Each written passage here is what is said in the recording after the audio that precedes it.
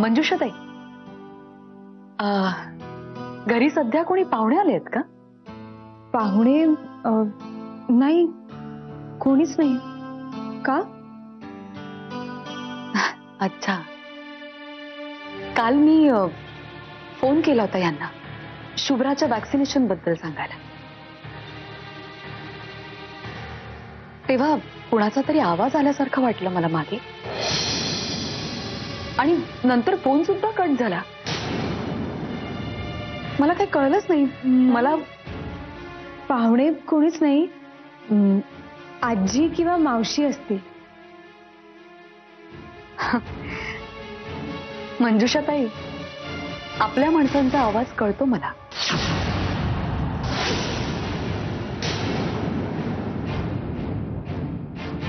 असो, तुमच्या अनघाताई काय म्हणतात सध्या?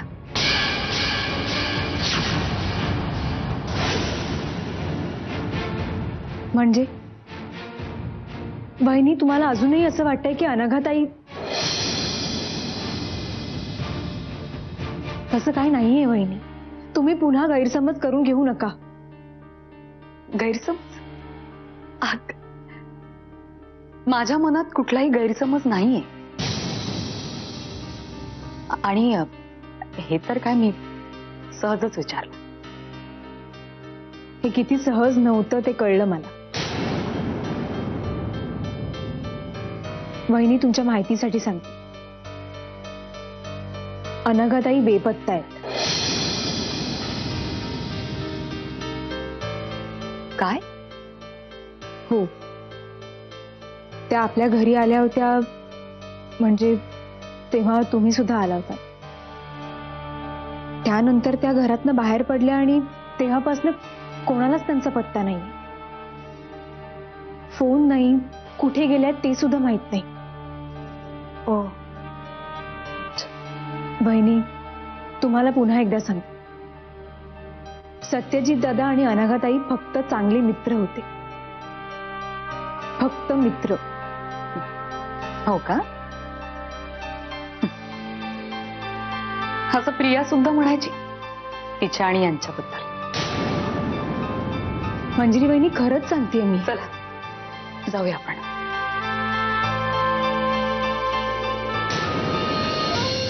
ती मूर्ख शालिनी मावशी सोडली ना, तर या घरातला प्रत्येक जण माझ्या वाईटावर टपलाय. एवढ्या कोलांट्या उड्या मारून इथे येऊन राहिले, उपयोग झाला?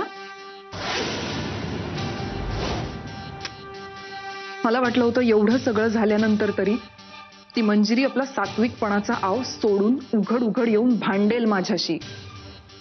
ज्या दिवशी ती माझ्या समोर येईल ना, तेव्हा मी ऐकवीन तिला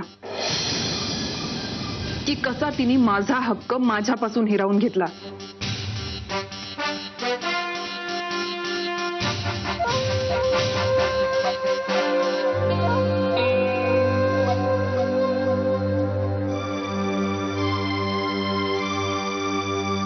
मला वाटलं होतं ऑस्ट्रेलियाहून परत आलो की मंजिरी घरात येऊन सुहास समोर तमाशा करेल, माझं आणि सुहासचं लग्न मोडेल, आणि मी पुन्हा एकदा सत्यजितकडे. पण यातलं काहीच घडलं नाही. ती मंजिरी मूग गिळून गप्प आहे, आणि तो लोचट सुहास, त्याला मी अजूनही झेलते. पण आता नाही. जर शत्रू आपल्यावर हल्ला करत नसेल तर आपण चाल करून जावी. मंजिरी, खूप झालं हे कोल्ड वॉर. आता समोरासमोर येऊन भांडूया. तुझ्याबद्दल इतके दिवस साठलेला राग, संताप आता माझा मला सहन होईनासा झालाय. आज आपण भेटतोय मंजिरी, तू आणि मी, आमने सामने. होऊनच जाऊ दे एकदाच. काय मज्जा येते. हो, खूप खेळायचंय, पण आता आत्या जाणार आहे. हो, जायला हवं ना. खरंच बहिणी, पिल्लूला सोडून जावंसं वाटतच नाही. मग थांबा ना आणखी थोडा वेळ. नाही, निघते मी. आधीच उशीर झाले. आणि मी घरातनं बाहेर पडले म्हटल्यावर मावशी सगळी कामं स्वतःच करत बसती. जायला हवं. पण खरंच हिला सोडून जावंसं वाटतच नाही. जर मला असं वाटतंय तर हिच्या बाबांना काय वाटत असेल.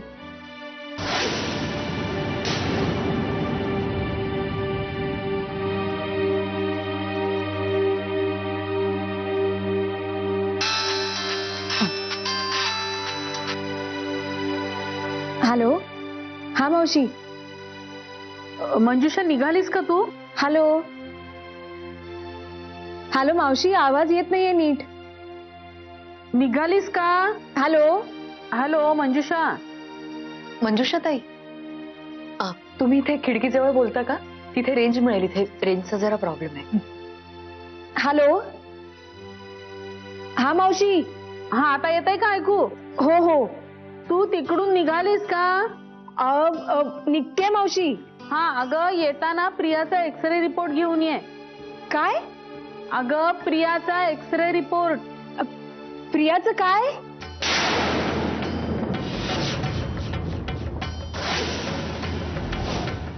X ray report. हो हो, प्रियाचा रिपोर्ट आणते येताना. हा, ठेवते. न विसरता घेऊन ये. हो मावशी, येते.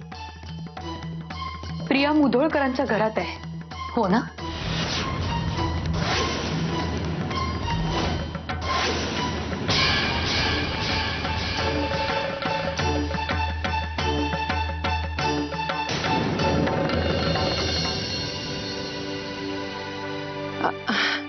करते हळूहळू.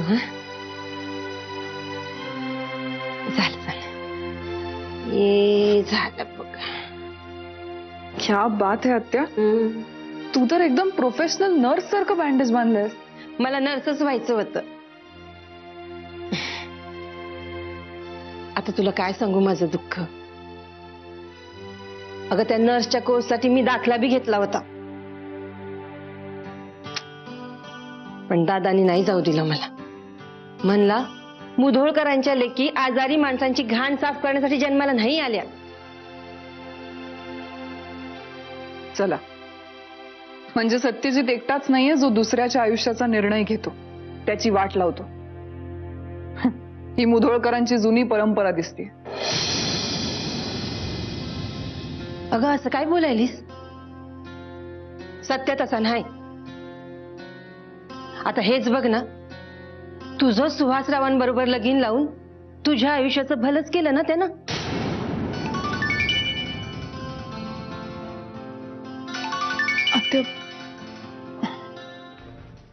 हाय, 100 वर्ष आयुष्य आहे तुला. आता तुझ्याबद्दलच विचार करत होते. हो, कुठे बसून विचार करतेस माझा? घरी. घरी? कोणाच्या? कोणाच्या म्हणजे शोना, आपल्या घरी. प्रिया, माझ्या माहितीप्रमाणे आपलं एकच घर आहे आणि आता त्या घरामध्ये मी उभा आहे.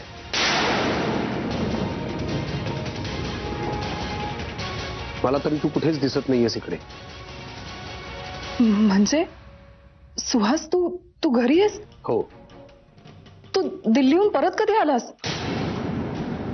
ते महत्वाचं नाहीये, तू आत्ता कुठेस हे महत्वाचं आहे. मी इथे. तू मुधोळकरांकडे आहेस कोल्हापूरला?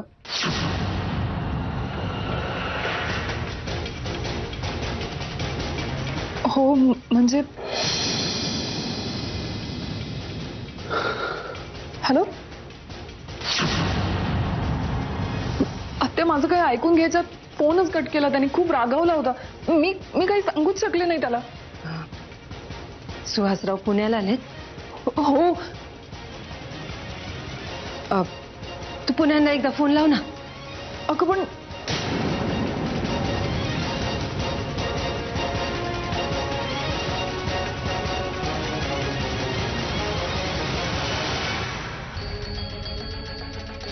नाही, तू फोन उचलतच नाहीये.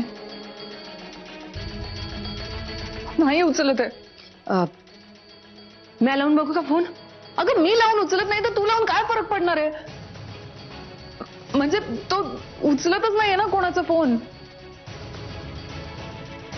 हे बघ प्रिया, तू आता ना सुहास रावांबरोबर शांतपणे बोल, म्हणजे ती तुझं नक्की ऐकून घेते. बघूया. आत्या लोकांच्या बाबतीत दैव देतं आणि कर्म नेतं असं म्हणतात. माझ्या बाबतीत दैवानी धड दिलंही नाही आणि जे दिलं ते मला कर्माने जपता आलं नाही. अगं असं काय बोलायलीस? हे बघ, तू हळूहळू तुझं सामान भरायला घे. हा, मी वहिनीशी बोलून आले.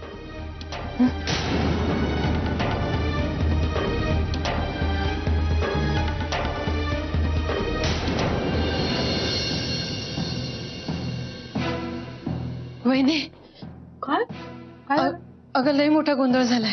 काय झालं? वहिनी, सुहासराव पुण्याला आलेत. आत्ताच त्यांचा फोन आलता आणि त्यांना कळलं की प्रिया इथं आहे म्हणून.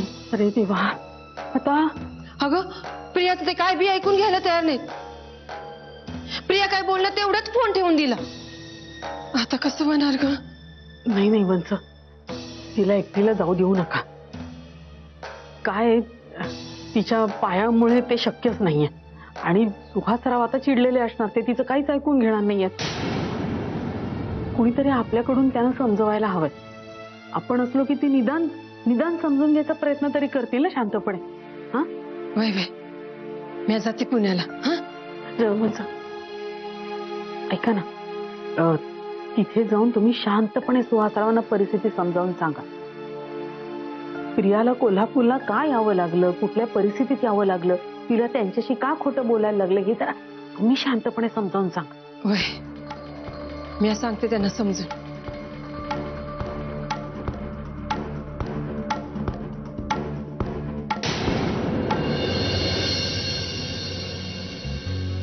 दादा, झालं तुमचं वॉकिंग?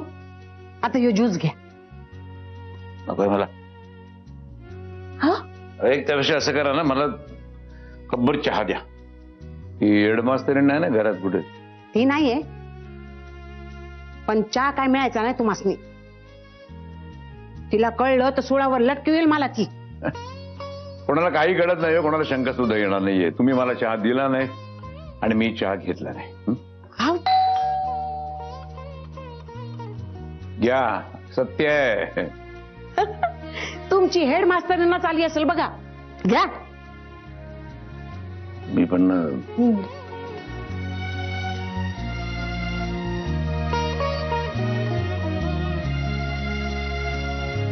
Good morning पूर्णाबाई. हा हा, good morning, good morning. How do you do? I'm fine, thank you. Would you like to have a cup of tea? Oh, sure, why not? Come in, come in. I will also like to have one cup of tea.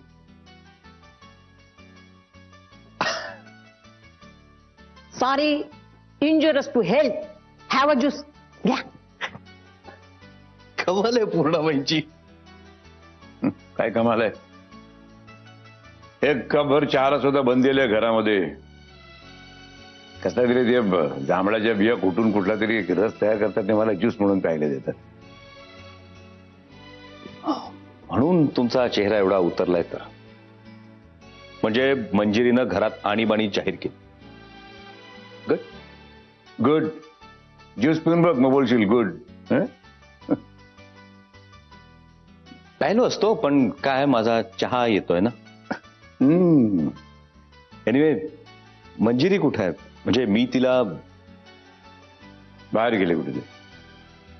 बाहेर कुठे? काय माहित नाही, कुठे गेले ते कळत नाही. मावशी, मंजुषा, बरं झालं आली. सगळे प्रॉब्लेम झालाय. सुहासराव ने. मावशी, कुठे आहे प्रिया?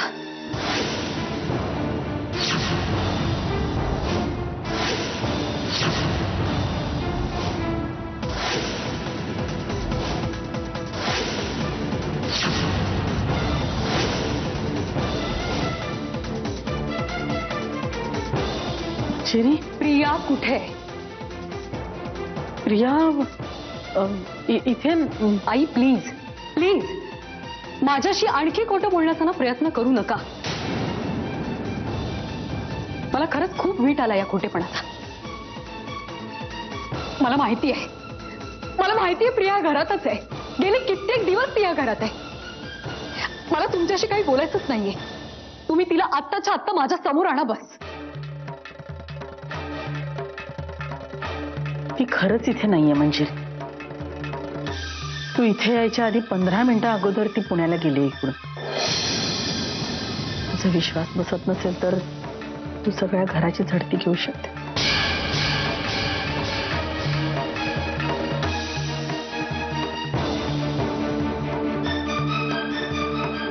माझ्याशी अशा पद्धतीने वागायची काही गरज नव्हती मंजुषाताई. बहिणी मी काय केलंय? मी का? मी इथे यायला निघाल्याची वर्दी प्रियाला देऊन तिला पळवून नाही लावली तुम्ही? काय बोलताय तुम्ही बहिणी? मी तुमच्या देखत इनफॅक्ट तुमच्या बरोबरच आत आले. अहो एक मेसेज टाईप करायला किती वेळ लागतो मंजुषाताई? मंजिरी, प्रत्येकाबद्दल गैरसमज करून घ्यायलाच हवे तसं नाही ना. मंजुषाचा कुठलाही निरोप इथे आला नव्हता. प्रिया इथून गेली कारण तिला जायचं होतं. समज आणि गैरसमज याबद्दल तर आपण बोलूयातच नको आई. तुमच्याशी भांडण करायला नाही आली आहे मी. गेले कित्येक दिवस माझ्या मनात जो लावा धगधगतोय ना त्याला वाट करून द्यायची होती मला फक्त बस. आणि तुम्हाला वचन दिलंय म्हणून.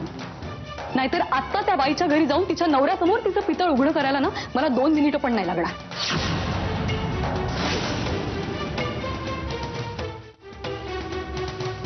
ठीक आहे. पण आज मला या घरच्यांच्या नजरेतली माझी किंमत कळली. म्हणजे मी घरी परत यावं म्हणून सगळ्यात जास्त प्रयत्न तुम्हीच करत होतात ना. तुम्ही सतत मला हेच सांगत होतात की कसं घरच्या लक्ष्मीनं घरी परत आलं पाहिजे. संसारात आलेले अडथळे नवरा बायकोने एकमेकांना समजून माफ करून ओलांडले पाहिजे. सगळं मान्य आहे मला, सगळं मान्य आहे. पण ज्या घरात परत यायचं त्या घरच्यांची ही जबाबदारी नाही की ज्या गोष्टीमुळे मुळात ही परिस्थिती उद्भवली त्या गोष्टी आता तरी आपल्या घरापासून लांब ठेवायच्या.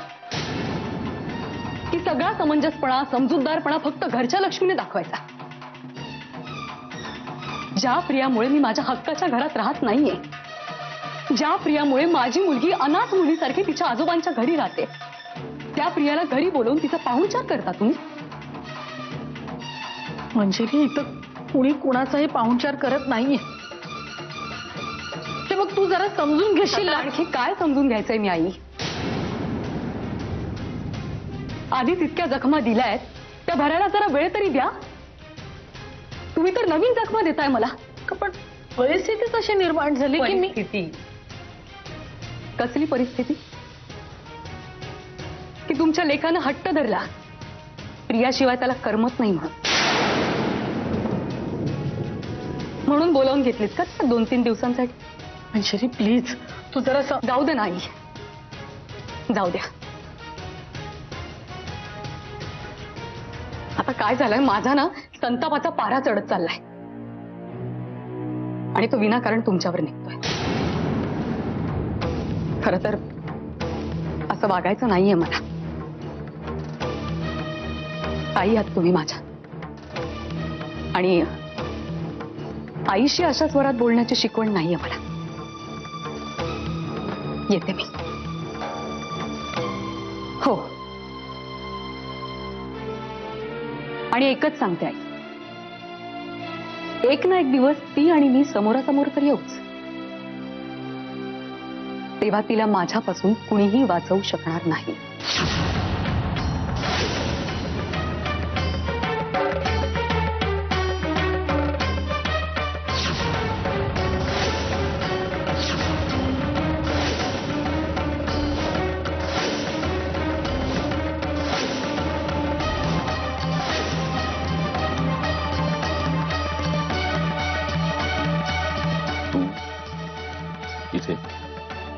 जाब विचारायला नाही आले.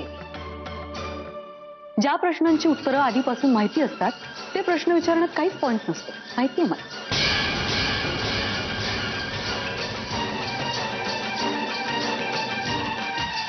मंजिरी कशाबद्दल बोलतेस ते कळेल का? प्रियाबद्दल.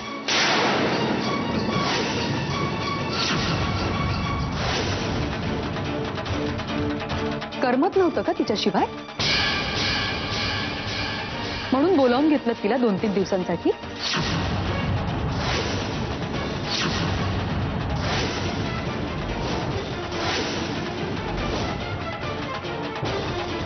मंजिरी,